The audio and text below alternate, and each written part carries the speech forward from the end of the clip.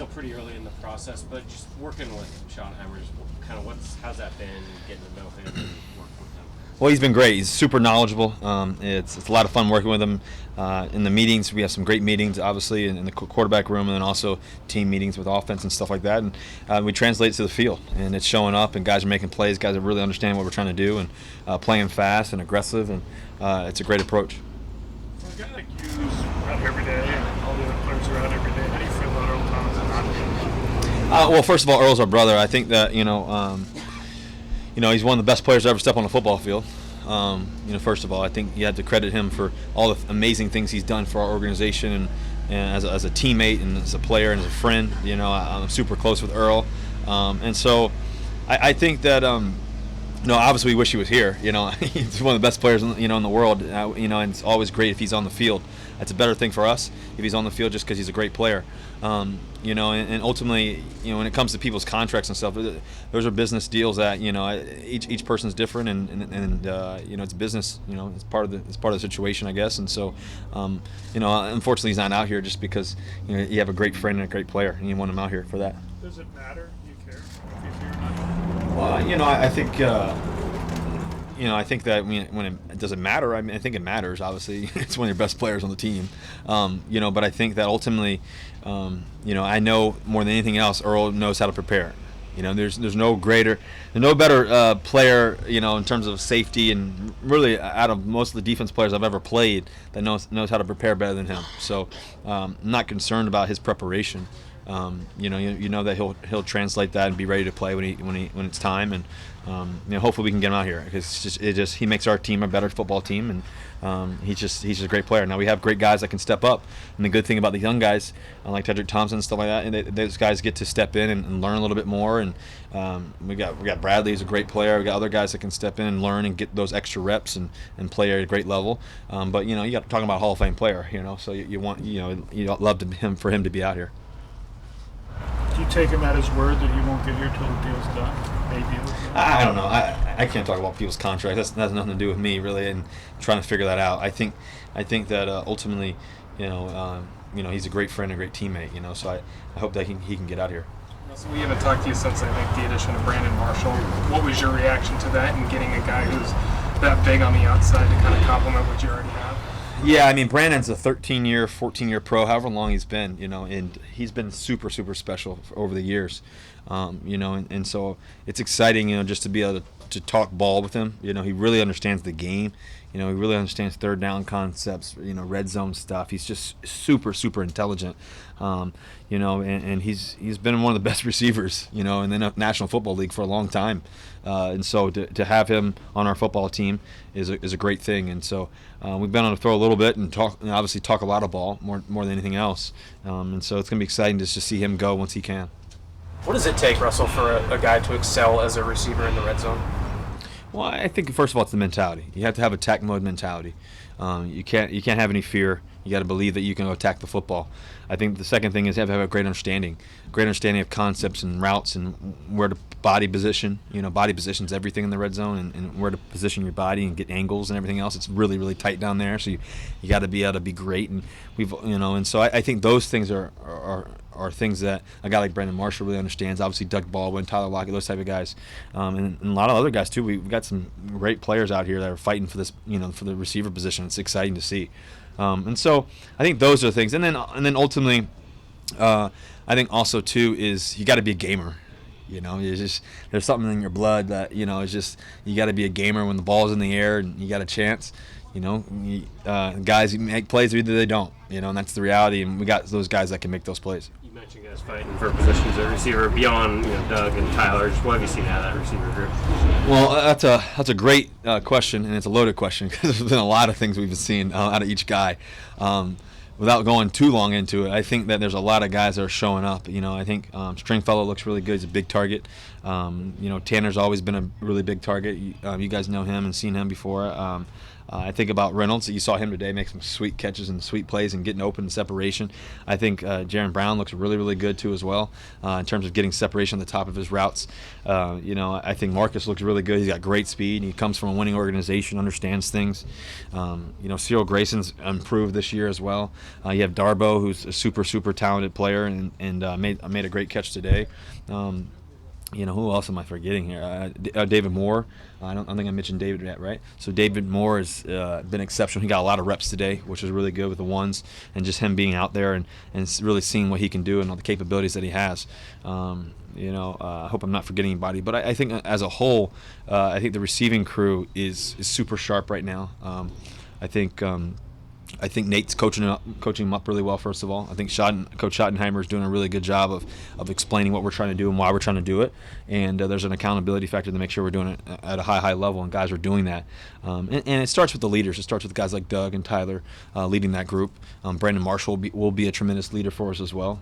You can tell that already in his ability to just know the language and know ball and stuff like that, so that's key.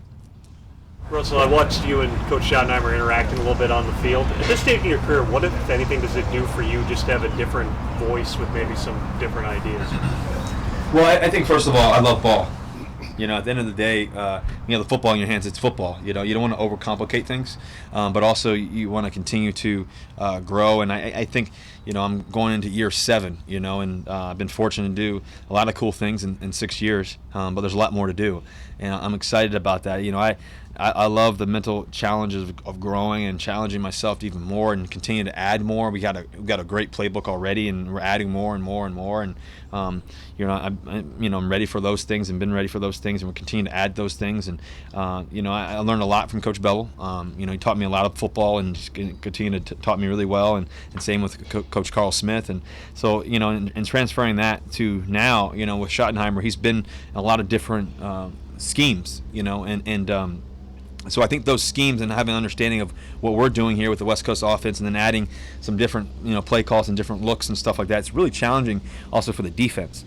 And you're really understanding what the defense is trying to do and what we're trying to do, and we have a complete package of versatility. And honestly, it starts with the running game.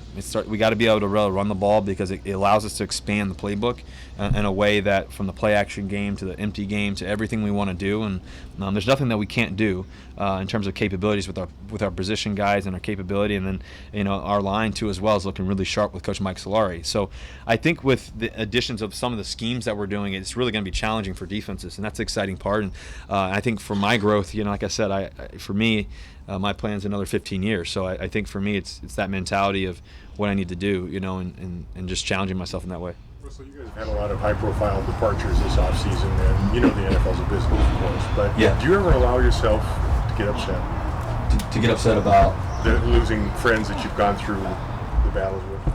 Yeah, I don't think you can. I think that the reality of professional sports, and sometimes we forget this, right? I mean, and this is the reality with the business world in general, right?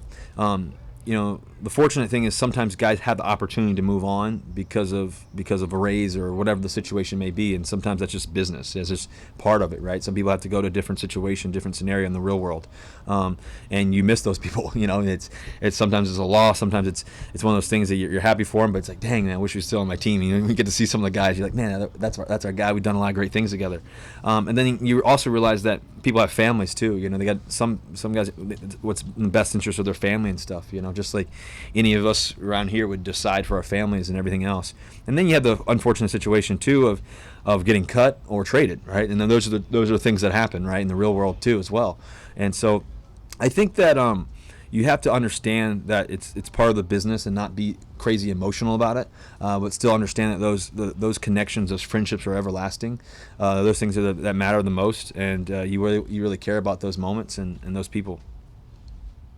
About playing another 15 years, can you even conceptualize what your game or football or this team or anything is going to look like in 15 years? I'm just conceptualizing tomorrow, man. I'm just focused on the moment. I think that for me, it's always been that. I really try not to. I try not to look too far ahead. I also plan for ahead, though, if that makes any sense. All the things in terms of investing in my body, investing in the time and the mental side of the game for me, and you know, the mental coaches and all that kind of stuff. Like, you know, for me, all those things play a major role into the PT work, the strength work on the off season, and making sure that all those things are the right, and the movement, you know, and increasing my mind and capabilities there mentally with Trevor, you know. And so those are the things that I think, you know, that really pay off, you know, and I can tell they are, and I can tell they do, you know what I mean. And so I think that's the thing that I focus on for the longevity part of it. That's the part I look forward to more than anything else down the road. I'm doing that now so I can think about that later and do those things later. But really right now I'm just focused on today and what I need to do today. You got traded to the Yankees. Are you paying attention to all what the Mariners are doing? Yeah, they're playing pretty well right now. I think did they play last night, right? Or no? No, they did. Yeah, They did play last. They won last night. Yeah, so they're playing pretty well. It's cool. It's cool. Great thing for our city, obviously in Seattle, that those guys are playing well. What's with the Portland interest in baseball? Well, you guys know I love baseball. It's a huge opportunity. I've always said I would love to own a team one day and everything else. So, you know, so it's probably not a surprise to many of you.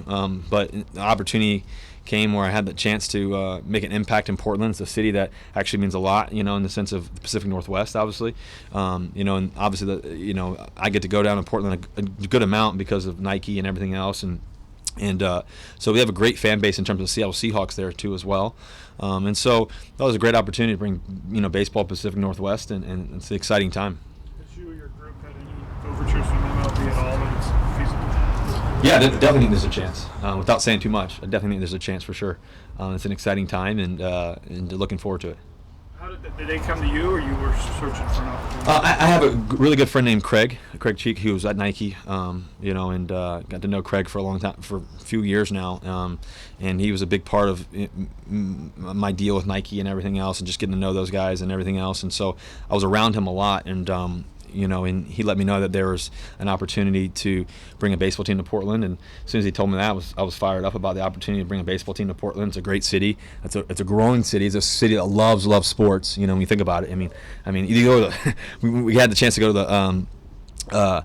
Me and Sierra actually got to go chance to, because I've been flying helicopters, and we got the chance to go fly over all the sites, right? And the Portland soccer team was playing down there, and the place is packed. I mean, just every game, you know, it's 25,000 or however many people it is. 25,000 people sold out, and you know, it's just cool to see the city and just the energy of that city.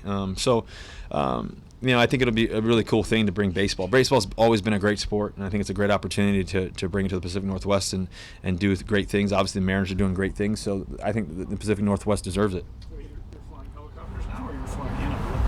I've been flying. Flying helicopters. Yeah, I've been flying. Probably about almost a year now. Why? You know, I think that you know, for me, I don't get much time where you kind of get away and kind of free your mind a little bit.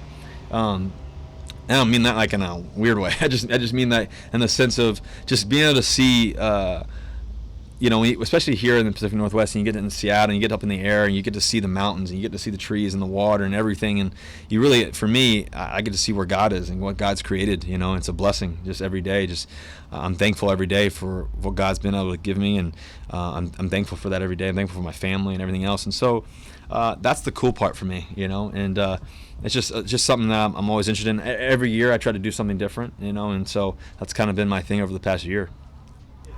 Portland does get a team, they'd immediately be a big rival with Seattle. You're playing for Seattle team. Would that be awkward at all? I don't think it'd be awkward. You know, I love Seattle, obviously. I mean, there's no football team in Portland, so I can't play football in Portland.